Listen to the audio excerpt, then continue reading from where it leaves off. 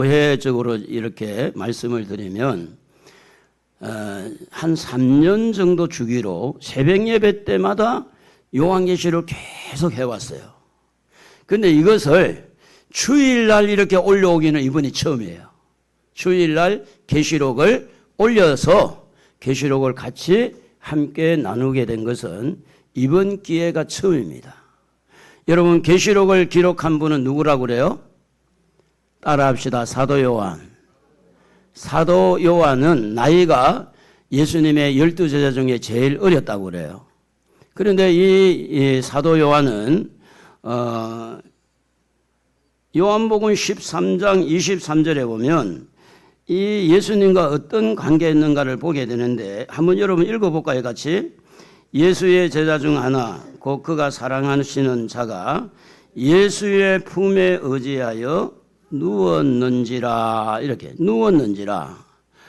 이 다른 제자들이 예수님의 품에 누웠다는 말은 없어요. 유일하게 사도 요한이 나이가 좀 어려서 그런지 몰라도 예수님 품에 이렇게 누워 있을 정도로 예수님과 아주 깊은 그런 관계였다고 하는 겁니다. 예수님의 따뜻한 그 체온의 온기를 느끼면서 그분의 관심과 그분의 사랑을 12제자 중에서도 남달리 사도 요한이 많이 받은 것 아닌가, 이런 생각을 해보게 됩니다. 특히 에베소 교회 부근에 보면 이 누가의모가 있는데 누가의모를 이렇게 거쳐서 산중으로 좀 깊이 가면은 마리아 성천교회가 있습니다. 이건 거짓말로 천주교에서 만든 거지만 성천교회가 있는데 그 골짜골짝을 넘어서 이렇게 90세가 넘은 사도 요한이 마리아를 섬겼다, 그런 이야기를 들어봤습니다. 가이드를 통해서. 그런데 왜 그러냐면 예수님이 십자가 죽으실 때 유일하게 요한만 그 옆에 있었어요. 유일하게. 요한을 보고 뭐라고 그랬어요? 사도 요한을 보고 뭐랬어요? 내 어머니다. 마리아를 보고 네 어머니다. 그 말 한마디 때문에 90세가 넘은 노인이 양식을 갖다가 마리아를 봉양했다, 그런 이야기를 들을 수가 있었습니다. 요한이 성경을, 요한계시록을 기록하게 된 그 배경에는 그분의 사랑을 많이 받은 것이 아닌가. 특별히 이 세상에 어떤 경우에도 사랑으로 밀접한 관계가 된 사람을 믿을 수가 있는 거예요. 신뢰할 수가 있는 거예요. 여러분, 사랑으로 하나가 되어진 사람은 그렇게 삐딱삐딱하지 않습니다. 어떤 경우에도 흔들리지 않습니다. 그런데 요한계시록은 너무나 어떻게 보면 무시무시하고 너무 이해하기 어렵고 감당하기 어려운 이 놀라운 이 말씀을 오늘 1절에 보니까 이 계시라는 그런 말이 기록되어 있잖아요. 예수 그리스도의 계시라. 너무 중요하지. 계시라는 것은 숨겨진 것을 말합니다. 숨겨진 것. 이 숨겨진 것을 알려주려고 할 때 아무에게나 알려줄 수가 없지 않습니까? 그래서 이 요한은 요한 1서, 요한 2서, 요한 3서, 또 요한복음, 또 그리고 요한계시록을 기록할 때 이 요한 1서에서 가장 사랑이라는 이야기가 많이 나와 있는데 그 중에 한 구절을 요한 1서 4장 10절을 한번 읽어볼까요? 같이. 사랑은 여기 있으니 우리가 하나님을 사랑하는 것이 아니요 하나님이 우리를 사랑하사 우리 죄를 속하기 위하여 화목제물로 그 아들을 보내셨습니다. 우리가 잘 아는 요한복음 16장도 누가 기록한 거죠? 요한이 기록한 겁니다. 하나님이 세상을 이처럼 사랑하사 독생자를 주셨으니 이는 누구든지 저를 믿는 자마다 멸망치 않고 영생을 얻으리라. 그 누가 썼어요? 요한이 썼어요. 요한이. 사랑은 여기 있으니 우리가 하나님을 사랑한 것이 아니고 하나님이 우리를 사랑한 거다. 이렇게 당당하게 이야기할 수 있었던 것은 사랑이라는 단어에 대해서 해박한 지식을 가지고 사랑이 뭔지 알고 사랑을 받아본 사람, 사랑을 해본 사람, 사랑을 이렇게 말할 수 있을 정도로 사랑에 대해서는 분명한 이 태도, 확신을 가져 있기 때문에 그는 사랑을 말할 수가 있었다고 하는 겁니다. 그런 면에서 하나님께서, 예수님께서 왜 이 사도 요한을 통해서 이 중요한 요한계시록을 기록했을까? 그것은 그분의 사랑을 많이 받은 사람으로서 이 사도에게 이 말을 하면 변하지 않겠구나, 흔들리지 않겠구나, 이 말을 할 때 잘 전하겠구나. 여러분도 중요한 건 그렇지 않습니까? 중요한 것은 아들이 5명 있어도 중요한 이야기를 다 해줍니까? 그 중에 하나를 딱 집어서 일로 와봐. 아무도 없을 때 일로 와봐.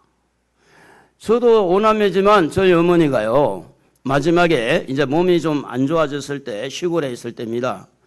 이제 어머니가 생각할 때 죽을 때가 이제 돌아가실 때가 다 된 줄 알고 어느 날 저를 부르더니 통장을 끄집어내는 거예요. 그래서 이거는 네가 써야 된다. 제가 막내거든요, 막내. 이거는 네가 쓰라. 형한테 주지 말고 네가 쓰라. 그렇게 장남했었는데도 불구하고 저희 어머니가 아무도 몰래 저한테만 알려주고 주더라고요. 비밀번호가 몇 번이냐? 1, 2, 3, 4. 근데 그것도 통장에다가 다 써놨어. 볼펜 쓰이지 않는 그냥 그려가지고 1, 2, 4. 여러 비춰보면 1, 2, 3, 4 보이더라고. 우리 이제 어머니가 글을 잘 모르시니까 농협에서만 그랬던가 봐요. 여러분, 사도 요한이 왜 이렇게 요한계시록을 12제자가 있고 훌륭한 사도 바울이 있고 베드로가 있음에도 불구하고 왜 요한에게 이렇게 요한계시록의 비밀을 그에게 알려줬을까? 그는 밤모섬에 이를 죄인으로 또 노예로 와가지고 채석장을 캐면서 돌을 캐면서 고통 가운데서 그가 늘 하는 것은 뭐냐면 기도였습니다. 그래서 그는 기도하는 무릎이 들어갈 돌이 파일 정도로 머리를 대고 손을 잡고 일어서고 그 기도하는 흔적을 보면 그렇게 물론 뭐 사람이 인위적인 힘으로 구멍을 냈는지는 모르지만 요한은 기도하는 것밖에 없어요. 기도하는 것밖에. 왜냐? 섬나라에 섬에 와서 나갈 구멍도 없고 거기에서 계속 일만 해야 되니까. 그래서 하나님 앞에 기도하는 사람. 중요한 비밀들이 기도하는 사람들에게 다 열렸고 기도하는 사람이 중요한 그런 하나님의 비밀을 받은 거지, 기도도 하지 않고 사랑도 하지 않고 그냥 마음만 덜렁덜렁해서 그냥 오는 사람에게 그런 중요한 이야기를 하지 않았다고 하는 겁니다. 여러분, 얼마나 기도하십니까? 여러분, 얼마나 사랑하고 있습니까? 말이라도 해봅시다. 하나님 사랑합니다. 좀 크게 해도 될 것 같아요. 하나님 사랑합니다. 사랑하시면 아멘. 그런데 문제는 여러분, 기도하십니까? 기도하고 있어요? 정말로 기도하고 있냐고요? 정말 하나님 앞에 기도하는 사람들은요, 힘들고 어려울 때 원망하지 않습니다. 힘들다, 어렵다, 하나님이 기도하라고 신호를 주는 걸로 느끼져요. 아, 내가 기도해야 되겠구나. 뭐가 일이 빡빡해요. 잘 일이 안 돌아가. 아, 하나님 나에게 기도하라고 그러나 보다.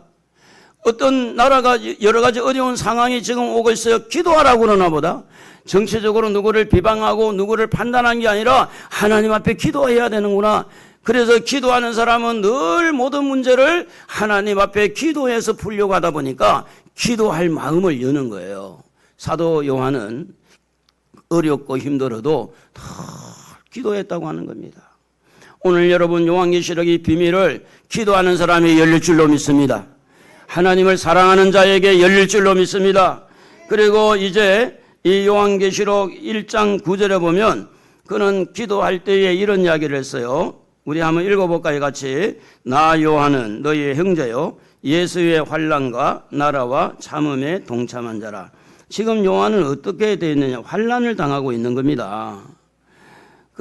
이 밤모섬에 가서 지금 환난을 당하고 있는데 거기 동참한 자라 그러고, 하나님의 말씀과 예수를 증언함으로 말미암아 이래 된 것은 예수님을 전하다가 밤모섬에 잡혀왔다 이런 이야기 아니겠어요? 예수님을 말하다가 욕 얻어먹고 예수님 이야기하다가 매 맞고. 제가 어제 카센터에 가서, 그저께죠, 제가 이제 기도원 갔다가 와서 카센터에 가서 이제 이 시트를 교환하려고 이제 기다리고 있는데 목사님, 쉽게 하는 것부터 좀 해주고, 목사님 것은 시간이 좀 걸리니까 좀 합시다. 그런데 한 분이 포드 회사에서 나온 차를, 저희 차하고 비슷한 차를 가지고 와서 뒷바퀴를 바꿔달라 그러는데 보니까 뒷바퀴도 다 달았어. 앞바퀴 쓰다가 뒤로 온 것 같은데, 근데 이게 얼마나 20인치인가 24인치인가 모르겠어. 엄청 넓어요. 우리 차보다 훨씬 넓더라고. 그래서 이제 바꿔달라고 하니까 이 카센터 주인이 하는 말이, 이거 바꾸지 말고 교환해야 될 것 같습니다. 위치만 바꿔달라는 거, 위치만.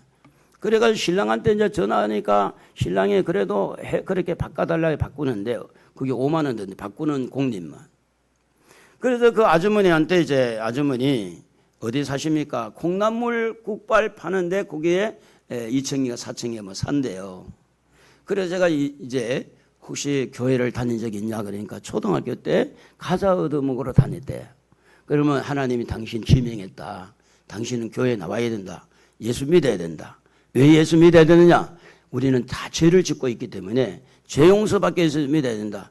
복음이 나가니까요, 입이 쑥 다물어지고, 그 전에 막 인사하고 반가워하더니, 여러분 예수님을 전하면요, 요거 얻어먹을 수 있어요. 이 더운데 아이 듣기 싫어 또 설교하려고 그럽니까? 이럴 수 있는 거예요. 그런데 이제 이분이 자기 양가에 시댁과 친정이 다 불교라, 자기는 교회 나오기가 조금 아직은 어렵다고. 그래 내가 이야기를 했죠. 눈이 있어도 끔뻑거리지 못하고 보지 못하고 입이 있어도 말하지 못하고, 시편 115편에 나와 있잖아요. 귀가 있어도 설악산에 그 부처 길은 2m 된다, 2m 가까이 된다 그런 말을 듣는데 귀가 있어도 들리지 않잖아요. 근데 내가 그랬어요. 부처를 만든 사람이 사람이 아니냐? 그럼 부처가 힘이 있냐? 사람의 힘이 있냐?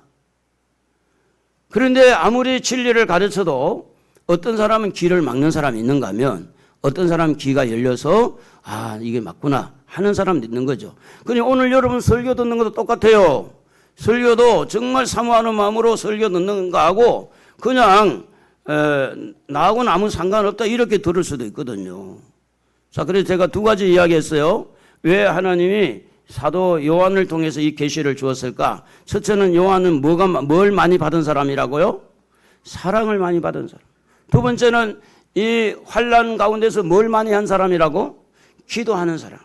기도하는 사람이라고 했어요. 그 환난 가운데서 기도했어요. 그리고 이제 10절에 보면, 여러분 10절에 보면 주님의 날이 주의 날이 나오는데, 주의 날을 소중하게 여겼다고 이렇게 보는데, 한번 읽어볼까요? 요한계시록 1장 10절 말씀인데요. 다 같이, 주의 날에 내가 성령에 감동되어 내 뒤에서 나는 나팔 소리 같은 큰 음성을 들으니, 이렇게 돼 있어요. 주의 날에 이 계시가 요한에게 보여지고 환상으로 보여지고 귀로 들려지고 실제 눈으로 보게 되고 이렇게 한 모든 것들이 언제 그렇게 시작이 됐느냐? 주의 날에 성령의 감동을 받았다는 것은, 여러분 주의 날이라는 것은 안식일을 개념으로 보면 토요일인데, 부활하신 주님을 이렇게 볼 때는 오늘이 주의 날인 줄로 믿습니다. 믿어야 돼요. 성경은 그렇게 되어 있습니다. 원래는 구약의 율법대로 하면 토요일이 안식일입니다. 그런데 안식 후 첫날 부활하신 그분이 이제 부활한 것을 중심해서 주의 날로, 이것은 주님의 날이에요. 한번 따라해 봅시다. 오늘은 내 날이 아니고 주님의 날입니다. 믿으시면 아멘 합시다. 근데 절반만 주님의 날로 하고 절반은 여러분 날로 만들자고 하잖아 지금. 맞아요? 틀려요? 양심은 살아있어야지. 그래도 주의 날에 성령의 감동을 받았다는 것은 이 주님의 날을 소중하게 여기고 주의 날을 기억하고, 주님의 날은 주님에게 드려야 돼. 주님의 앞에 나가서 예배 드려야 돼. 기도해야 돼. 주의 날을 너무너무 소중하게 여겨서 이렇게 부활하신 주님을 기억하고, 소망 가운데 내가 주님이 부활한 것처럼 나도 부활할 거야. 주님이 천국에 가셔 있는 것처럼 나도 천국 갈 거야. 그래서 소망을 끊지 않고 소망 가운데 생활을 했기 때문에 이 요한에게 이 요한계시록 중요한 말씀을 그에게 주지 않았을까 이렇게 묵상을 하면서 그렇게 생각을 해봤습니다. 자, 여러분 지난주에 잠깐 말씀을 드렸지만 요한계시록을 배우면은 어떤 은혜가 있느냐? 시대를 잘 구분할 수가 있다. 시대를. 제가 세 가지를 지금 말씀드렸는데 하나님이 요한을 통해서 계시록을 이렇게 보여주고 기록할 수 있던 것은 첫째는 사랑을 많이 받았다. 두 번째는 어떤 환란이 있어서 뭐 했다? 기도했다. 세 번째는 주의 날을 귀하게 여기고 예배를 드리면서 어떤 경우에도 낙심하지 않고 소망을 가졌다. 그런데 이제 이 요한계시록을 배우면 어떤 은혜가 있고 어떤 축복이 있느냐 하면 그 중에 하나는 시대를 잘 구분할 수 있습니다. 뭘 구분할 수 있다고요? 시대를. 지금 시대가 무슨 시대인지. 우리가 이제 남북한의 이런 관계도 보면 전 정부에서 북한과 관계를 유지하는 거하고 지금 정부가 북한과 관계가 똑같습니까? 다릅니까? 여러분 구분이 돼요? 꼭 똑같아요? 달라요? 똑같다고 하는 사람은 시대의 흐름을 모르는 거야. 분명히 달라요. 달라도 많이 달라요. 그런 것들을 볼 수 있는 것처럼 요한계시록을 이렇게 잘 배우면 지금 시대의 흐름을 파악할 수 있는데 이 성경의 이 어떤 그 시대의 구분이 있는데 아담부터 노아 시대를 양심 시대라고 말해요. 양심 시대. 무슨 시대? 양심. 그때는 법이 없었잖아요. 우리가 성경 공부할 때 모세오경을 배웠습니다마는 모세오경이 없었잖아요. 그래서 아담부터 노아 때까지를 무슨 시대? 양심 시대. 그리고 노아 때부터 그 다음에 모세까지를 무슨 시대라 그러냐? 언약 시대. 무지개 언약을 하고 노아 방주를 통해 언약을 하고 이 약속을 하는데 약속의 언약의 시대라 이렇게 구분할 수 있어요. 그리고 모세부터 시작해 가지고 예수님 오실 때까지를 무슨 시대라고 말하는? 율법 시대라고 말합니다. 모세 시대에 시내산에서 출애굽기, 창세기, 출애굽기, 레위기, 민수기, 신명기 이 모세오경이라고 그러죠.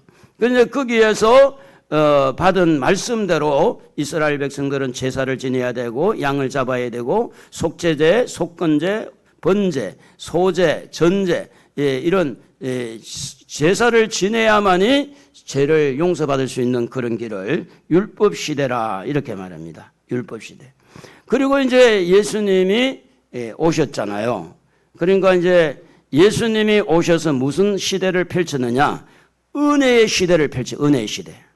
지금은 우리가 은혜의 시대와 환란의 시대에 겹쳐가 지금 살고 있는 거예요. 지금은 아직까지는. 그런데 완전히 환란 시대로 가버리면 은혜는 그때는 없어지는 거예요. 은혜는. 그러니까 예수님이 오시고 나서 이제 계시록까지를 무슨 시대라고 그러느냐? 은혜의 시대라고. 예수님만 믿으면 구원받고 천국 가게 되고 예수님만 믿으면 이제 용서받고 이거 다 은혜입니다. 은혜. 그런데 요한계시록에서 예수님이 재림하기 전에 또 재림한 이후에 재앙이 떨어지고 이렇게 할 때 그때는 은혜가 없는 거예요. 그때는. 그러니까 지금은 은혜 시대지만 이제 환란 시대, 마지막 환란 시대가 오면 그때는 성도들이 가질 수 있는 것은 인내와 기도밖에 없고 그때에 이제 환란 시대에 끝까지 견디는 사람이 성경은 구원을 받는다 이렇게 말씀을 하고 있습니다. 그리고 이제 우리가 시대를 잘 파악할 뿐만 아니라 신앙의 바른 길, 정도를 가게 된다. 정도. 그러니까 이제 좌로나 우로나 치우치지 아니하고 이렇게 이 요한계시록을 배워서 알게 되면 이렇게 가면 안 되는 거, 이렇게 666 숫자 받으면 안 되고 이렇게 가면 안 되는구나. 그래서 신앙의 정도를 가는데 율법 시대 때 모세오경이 기준이었다면 은혜 시대는 사복음서와 서신서죠. 그리고 환란 시대는 요한계시록을 통해서 이제 이루어지게 됩니다. 이제 그림을 한번 여러분 볼 수 있기를 바라는데, 이 그림을 보면 조금 여러분이 이해가 도움이 되리라고 봅니다. 지금 이 그림은 구원의 도표입니다. 자, 세상에 지구가 있죠. 세상에 지구에서 이렇게 살면서 영혼 구원을 받은 사람은 위쪽입니다. 위쪽에 낙원이에요. 낙원. 그리고 지금 요 그림보다 다음 그림을 먼저 보여주세요. 방송실에. 요 그림보다는 다음 그림 한번 봐봐요. 거기 조금 더 쉬우니까. 자, 세상의 지구에서 이렇게 살면서 예수를 믿으면 영혼 구원, 낙원으로 들어가죠. 그러니까 이제 한평강도가 예수 믿고 낙원에 갔잖아요. 그게 낙원이에요.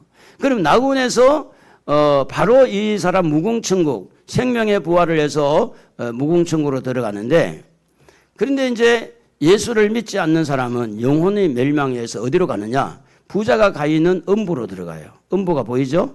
불 속에 영혼만 들어가는데 음부가 들어가는 거예요. 그리고 이제 이 사람들이 나중에 부활을 해요. 다 부활해서 백보자 심판을 거쳐서 영원한 지옥에 들어가게 됩니다. 아까 그림을 한번 다시 한번 보면, 자, 이 그림은 이제 좀 복잡하기 때문에 다음에 여러분에게 좀 설명을 하도록 하고, 세상에서 영혼 구원받기 위해서 예수 믿고, 그러니까 몸은 이 땅에서 화장을 하거나 매장을 하거나 이 땅에서 이제 육체는 그렇게 되지만 영혼은 죽지 않으니까 낙원으로 들어간다.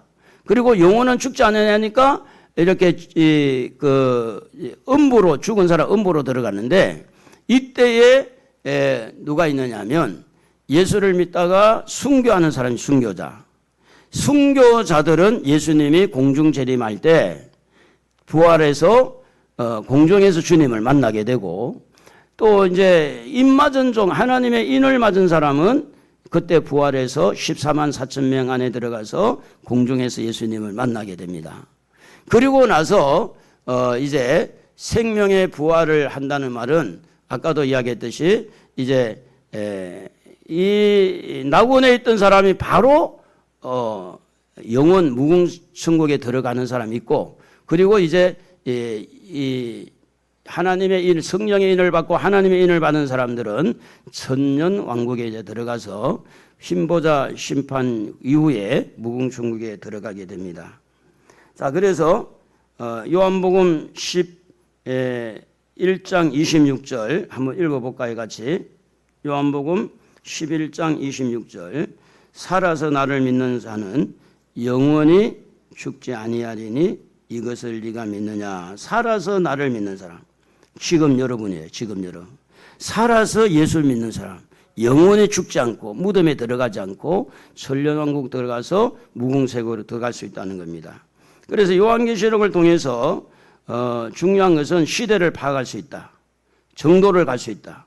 그리고 어떤 그런 환난 가운데서도 영육 간의 구원을 받을 수 있는 것이 바로 우리가 이제 요한계시록을 알아야 된다는 것인데, 데살로니가 전서 5장 23절, 우리 인간의 어떤 구조를 보게 되는데, 영과 혼과 몸이 우리 주 강림하실 때까지 흠 없이 보존되기를 원하노라. 그러니 영이 있고 혼이 있죠. 이거 누구 거부할 수 없어요. 그리고 몸이 있잖아요. 그리고 예수님 오시게 되면 영과 혼, 몸까지 다 이 보존이 되어서 이렇게 주님을 만나게 되어지는데, 문제는 뭐가 문제냐면 지금 이 시대의 흐름이 이제 환란 시대로 이제 접어 들어가는. 여러분 지금 아프리카 쪽에 러시아에서 곡식을 무상으로 제공한다는 말이 있잖아요. 무상으로. 그런데 아프리카 쪽에 성경이 어떻게 됐냐면, 아프리카 쪽에 있는 사람들이 러시아로 편을 많이 드는 사람이 나올 거라 그렇게 예언이 돼 있어요. 이게. 그러니까 앞으로 공산주의가 그의 세계 지도를 펴놓고 보면 3분의 1이 공산주의가 된, 성경이 이제 그렇게 가르치고 있으니까. 우리나라에도 공산주의 좋아하는 사람 지금 많잖아요. 뭐 사회주의 좋아하는 사람. 우리나라 안에도. 근데 성경이 이루어져 가고 있는 이 현상인데, 이게 이제 환란, 지금은 우리가 방금 말씀드렸듯이 은혜의 시대, 환란 시대, 이게 약간 지금 서로 이렇게 겹쳐 있는 그런 모습을 우리가 살펴볼 수가 있습니다. 다니엘서를 보면 이렇게 기록이 됐어요. 다니엘서 22장 1절에 보면 개국 이래로 없는 환란이 앞으로 올 것이다. 읽어보겠습니다. 그때에 내 민족을 호위하는 큰 군주 미가엘 천사입니다. 미가엘이 일어날 것이요 또 환란이 있으린 이는 개국 이래로 그때까지 없던 환란일 것이며 그때에 네 백성 중 책에 기록된 모든 자는 구원을 받을 것이다. 이 책에 기록된 자는 뭐냐면 생명책에 기록된 자. 생명책에 기록된 자. 여러분 자기 이름 한번 불러봅시다. 시작. 오정호. 어디에 기록돼야 돼요? 생명책에 기록돼야 돼요. 요한계시록 읽어보세요. 생명책에 농명되지 아니한 사람은 전부 짐승에게 경배하더라. 이렇게 돼 있어요. 생명책에 여러분 예수를 믿고 거듭나서 성령의 인을 받고 하나님의 생명책의 책이 두 권이에요. 하나는 생명책이고 하나는 행위책인데 생명책 이름이 기록이 돼 있어야 돼요. 근데 뭘 보고 아느냐? 성령의 인을 받았는지를 알보면 돼요. 여러분 뭘 하든지 지난주에 말씀을 드렸듯이 입만 열면 누가 나와야 돼? 예수가 나와야 돼. 생각만 하면 누가 나와야 돼? 머릿속에 딱 박혀있는 거 예수. 따라합시다. 예수. 머릿속에 딱 박혀있어요. 뭐가 딱 건들면 예수가 나오고 뭐 생각만 하면 예수가 나오는 거예요. 그게 바로 성령의 인을 받았다는 증거가 되는 겁니다. 생각만 하면 돈 생각나고 생각만 하면 열불나고 생각만 하면 막 우라통이 터지고 그게는 성령의 인을 안 받았다는 증거죠. 아무리 우라통이 터지는 억울한 일이 당해도 생각만 하면 누가 생각나요? 예수가 생각나요. 거기에서 십자가의 길이 생기고 좁은 길이 생기고 그래 맞아 주님도 이랬지 주님도 이렇게 욕 얻어먹었지 내가 욕을 얻어먹어도 주님을 생각하면서 내가 참아야지 내가 양보해야 되지 내가 이해해야 되지 좀 아멘 좀 합시다. 정말 깍쟁이네. 내가 좀 양보해야지 내가 이해해야지 내가 먼저 손 내밀고 용서를 해야지.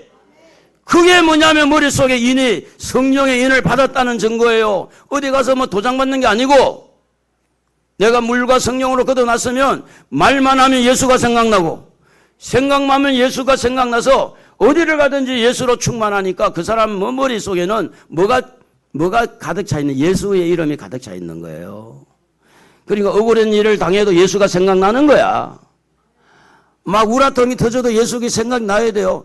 운전을 하다가 누가 갑자기 튀어나왔어요. 그러면 누가 생각나야 돼? 이놈 하면서 그냥 막 욕을 막 바가지로 해가지고 핫뿌리를 해야 되겠어요? 근데 머릿속에 예수가 가득 차 있으니까 갑자기 어떤 상황이 그게 진짜 자기예요. 진짜 자기. 그게 욕이 나온 사람은 그 상태가 진짜 그 사람이고 갑작스러운 일들에 튀어나왔을 때 그 사람의 머릿속에 들은 게 그대로 나오는 거예요. 그거는 누가 가르쳐서 그런 게 아니에요. 그래서 이렇게 성령의 인을 받은 사람들이 결국은 생명책에 이름이 기록됐다는 증명을 할 수 있는 거다. 그리고 마태복음 24장 21절에도 보면 전에도 후에도 이런 환란이 없다고 성경은 그렇게 기록하는데 한번 읽어볼까요? 이는 그때 큰 환란이 있겠습니다. 창세로부터 지금까지 이런 환란이 없었고 후에도 없으리라. 여러분 찬송가에 보면 그렇잖아요. 환란과 핍박 중에도 성도는 신앙 지켰네. 아니 예수 믿는 사람들이요 말 한마디를 참지를 못하는 거예요. 무슨 환란을 그 사람이 견디겠어요? 아니 조금 손해가 될 수도 있는데 손해본다고 난리가 난 거야. 난리가. 그게 무슨 환란을 이긴다고? 찬송을 한 대로 환란과 핍박 중에도 예수님 생각하면서 예수님은 욕 얻어먹고 매맞고 수치를 당하고 나를 위해서 십자가에 죽으실 때 예수님을 생각하면서 그래서 성경은 뭐라고 말합니까? 예수를 깊이 알아야. 예수를 깊이 생각하고 예수를 알라. 성령의 인을 받은 사람들은 환란이 와도 예수님을 붙들고 예수님의 이름으로 환란을 이기고 기도하는 사람이지만 성령의 인을 받지 아니한 사람들은 돌통이 나는 거죠. 환란 속에서. 누구야? 누가 나를 괴롭혀? 가만히 안 놔둘 거야. 그래, 요즘에 교사들이 왜 저렇게 비 맞고 데모를 하고 그래요? 교권이 다 떨어졌잖아요, 교권이. 무슨 옛날에 교사가 무슨 교사야, 지금. 애들이 잠을 자도 건들면 안 되잖아요. 여보세요, 왜 내가 자는데 왜 건들어요? 그러면 거기에서 끝난 게 아니라 학부모가 난리를 치는 거야. 우리 애 왜 깨웠냐고. 그런데 이런 환란 저런 환란, 군대에는 군기가 다 빠졌죠. 지금 보세요, 여러분. 학교에는 교사의 거건이 무너졌잖아요. 이게 환란 아니고 뭐예요, 지금? 너무나 지금 예전에 서울시 고속도로 가면 사람 중심이라고, 사람 중심. 제가 그걸 보고 얼마나 놀랐는지 몰라요. 하나님 앞에 벌 받으려고, 이 나라가 망하려고. 하나님 중심이 돼야 되지. 그래도 예수 믿는 사람은 그런 마음을 가져야 되지. 아니야, 사람 중심해도 괜찮아. 사람 살기 좋게 하려고 그러나 봐. 아닙니다. 여러분, 우리가 앞으로 환란이 당했을 때 그 환란을 이길 수 있는 사람이 누구냐면 여러분의 힘, 여러분의 능력이 아니라 생명책에 기록된 사람만 환란을 통과할 수 있다는, 환란을 이길 수 있다 그 말이에요. 환란을 감해도 그 사람 때문에 감하고. 그래서 요한계시록은 너무너무 소중하기 때문에 보세요. 왜 요한에게 이 말씀을 주었을까? 사랑을 많이 받았고 사랑이 뭔지 알기 때문에, 어떤 어려움이 있어도 그 어려움 가운데 기도하기 때문에, 기도할 뿐만 아니라 어떤 환란이 다가와도 하늘의 소망을 가지고 늘 소망 가운데 살았기 때문에 이 사람에게 이 요한계시록을 준 거 아니냐. 그러면 요한계시록을 읽을 때, 들을 때, 배울 때 오늘 3절에 우리가 보면 읽는 자와 듣는 자들과 그 가운데 기록한 것을 지키는 자들이 뭐가 있다고요? 복이 있다고 그랬잖아요. 그럼 복이 무슨 복이냐? 지금 시대를 파악할 수 있는 복을 먼저 받는 거예요. 아, 지금은 환란 시대와 은혜 시대가 겹쳐서 지금 가고 있구나. 지금 요 며느리, 요즘에 며느리가 어떻다 말하면 괜찮습니까? 이 집안이 그냥 난리가 나죠. 그러니까 며느리가 허락을 해야 아들 집에 가는 거야. 전 여사님 아들 집에 한번 갔었어요? 며느리 허락받고? 그 집안은 괜찮은 집안이네. 아니, 시어머니 보고, 어머니, 왜 지금 비밀번호를 눌러가지고, 갑작스럽게 왔냐고. 지금은요, 옛날하고 달라요. 부모라고 해서 그냥 갑자기 들어갈 수가 없어요. 약속 받아야 되고, 약속대로 가야 이렇게 되지. 그게 무슨 이야기입니까, 지금? 옛날하고 지금 다르다 그런 이야기 아니겠어요?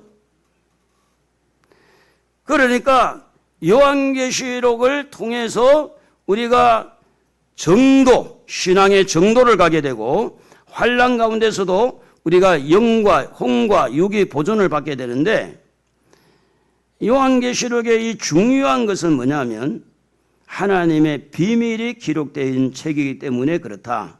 요한계시록 10장 7절 한번 같이 읽어볼까요?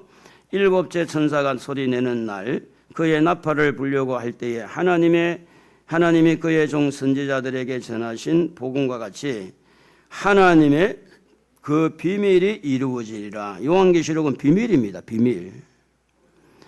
사복음서는 이미 된 일이고요. 지나간 일이잖아요. 예수님 시대. 선지서도 지나간 일이에요.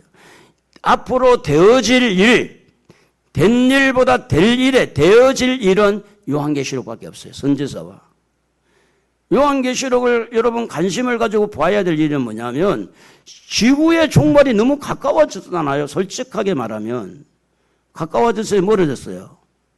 가까워졌잖아요.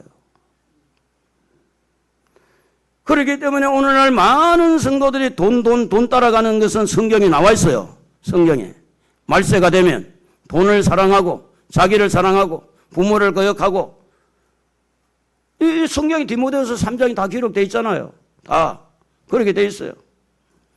그래서 하나님의 비밀을 관심을 가지고 비밀을 알아서 앞으로 우리가 천국 가는 그 노정을 잘 따라가려면 알아야 돼요? 몰라야 돼요? 알아야 돼요.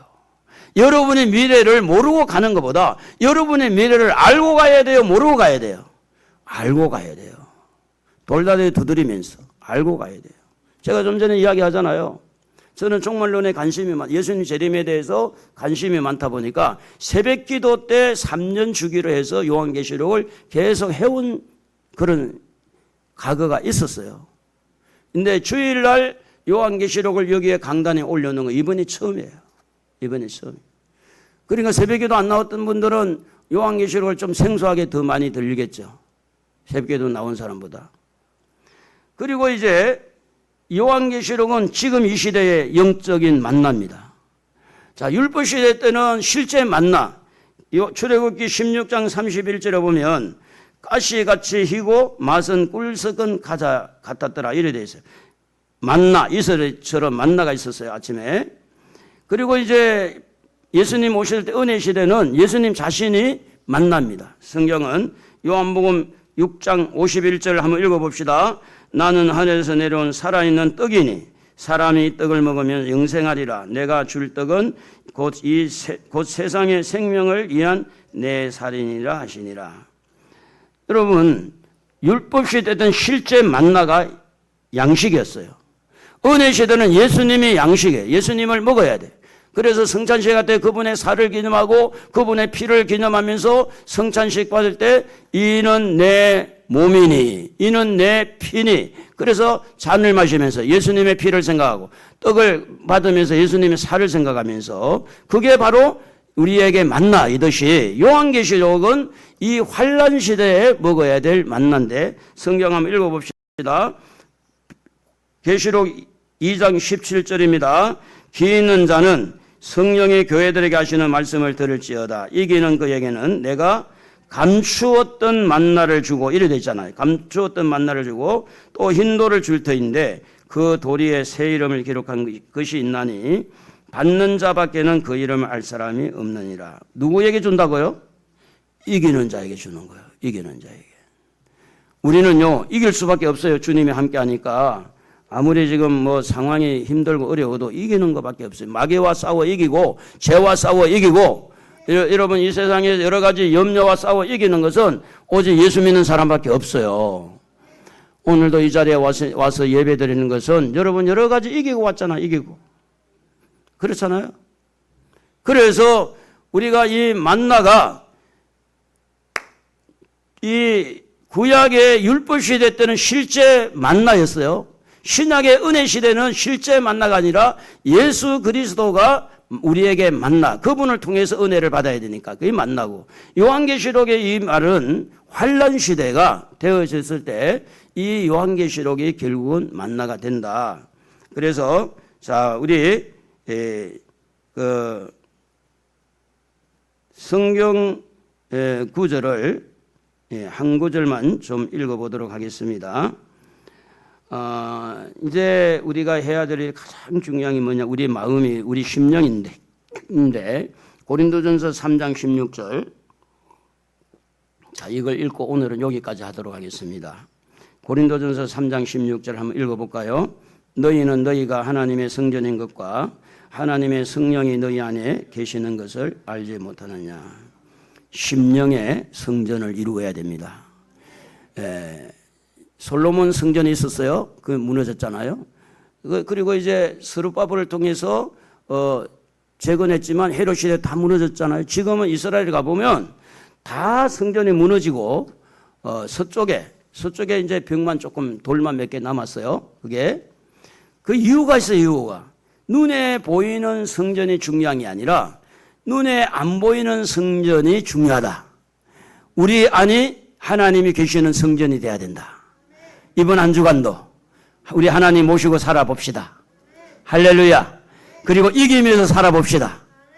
그리고 어떻게 하든지 사도 요한처럼 사랑하고 기도하고 하늘의 소망을 가지고 우리가 이제 막연하게 천국 가는 게 아니고, 우리가 이제 천년왕국을 통해서 가는 사람은 죽지 않고 우리의 육체의 이 몸을 가지고 가는데, 자, 데살로니가서 4장 17절부터 쭉 보면 이렇게 되어 있습니다. 예수님이 공중에 재림하잖아요.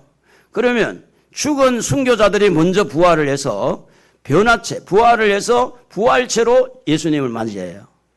그리고 살아있는 우리는 어떻게 되느냐? 살아있는 사람은 변화체가 돼가지고 우리 예수님을 맞이하게 돼요. 그러니까 여러분, 살아서 예수님이 재림을 한다면 지금 있는 몸이 변화가 되어서 가는 거예요. 털레빨 다 빼버리고, 이빨 없는 사람은 주님 이빨 다 나게 할 거니까.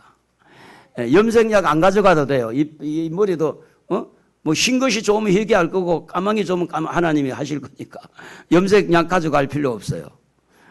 그러니까 천국에 들어갈 우리가 중요한 게 뭐냐면 생명책에 기록된 거예요. 옆에 사람하고 물어봅시다. 생명책에 기록이 되어 있습니까? 물어봅시다. 나도 잘 모르겠죠. 그래 모르니까 이것만 하면 돼. 입만 열면 뭐가 나와야 돼? 애들하고 막 이야기하다가 누가 나오면 돼? 예수가 나오면 돼. 성질이 날 때도 누가 나오면 돼? 예수가 나오면 그 사람 틀림없이 생명책에 이름이 기록된 사람. 성령의 일을 받았기 때문에. 말만 하면 성질 부리고 누구 욕하고 원망하고 불평하고. 여러분 절대로 하지 말아야 될 것은 목사 욕하지 말자. 목사에게 불평하지 말자. 아멘도 안 하는 거. 수상한 사람이 몇 사람 있나 봐. 절대 그러면 안 돼요. 그거는 여러분 망하는 길이에요. 망하는 길. 목사가 무슨 제가요. 지난번에 저쪽에 건물 그 조그마한 이제 한 칸 한 13, 14평 되는 거 부동산에 가서 이제 계약을 했어요. 8월 3일 날. 근데 이제 부동산 하는 분이 아이고 나도 요즘 부동산이 안 돼가지고 목사가 됐으면 참 좋을 텐데 목사 다시 학교 가가지고 목사가 돼볼까 이러더라고요. 그래 왜 그러느냐 그러니까 저 부천에 여기 저 작동 쪽에 뭡니까 하이마트인가 무슨 홈플러스인가 옆에 보면 교회가 규모가 큰 교회가 있어요. 저는 이제 그 목사님 이름도 알고 있는데 이 부동산의 사장이 하는 말이 뭐라고 하느냐. 한 달에 월급이 5천만 원. 한 달에 월급. 입도 안 벌려고 보니까 별로 적은가 보네.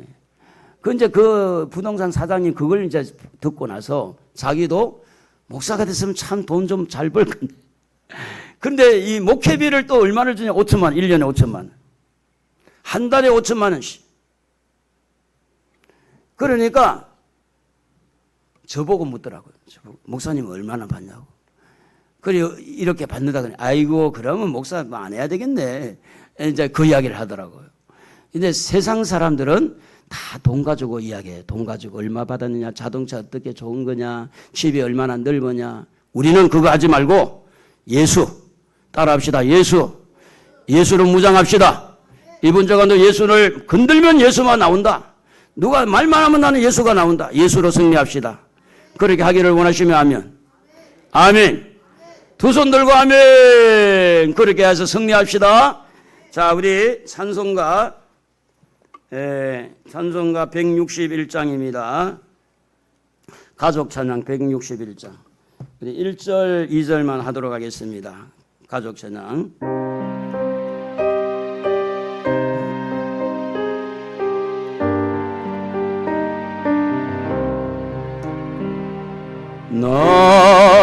낮에나 밤에나 눈물 머금고 내 주의 오시기를 합니다.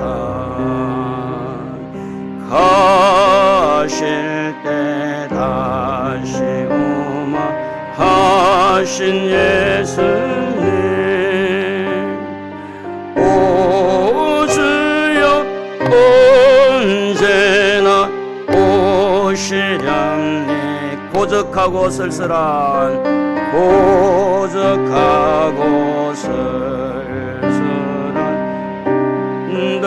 들판에서 희미한 등불 등불만 밝히어 놓고 오실 줄만 고대하고 기다린 주님 오 주여 언제나 오시렵니까. 옆에 분 한번 얼굴을 쳐다봐 주세요. 얼굴을. 옆에 서로 얼굴 보라고. 김진순 성도님 얼굴 좀 보라고, 권사님. 주님 기다리고 있는 사람 같아요? 예? 예수님 기다려야 돼요. 절대 여러분 속지 마세요. 세상은 언젠가는 종말이 오죠. 천년왕국이 되어지고 언젠가는 죽음도 오게 돼요. 우리가 항상 예수님 생각하면서 이번 한 주간도 승리하게 해달라고 우리 한 1, 2분